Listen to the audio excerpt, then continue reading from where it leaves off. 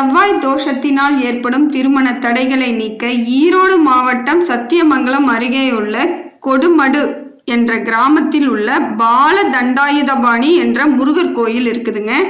அந்த கோயில் தெற்கு பார்த்து முருகன் அங்க வீற்றில் இருக்கிறார்.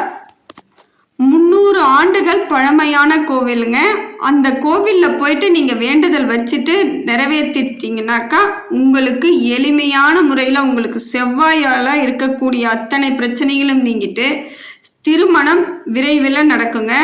அங்கே கிருத்திகையில் இந்த திருமண தடைக்காக பரிகாரம் செய்கிறாங்க. அதுக்கடுத்தது ஆண்டுக்கு ஒரு முறை செய்யக்கூடிய பரிகாரம் ஒன்று இருக்குதுங்க.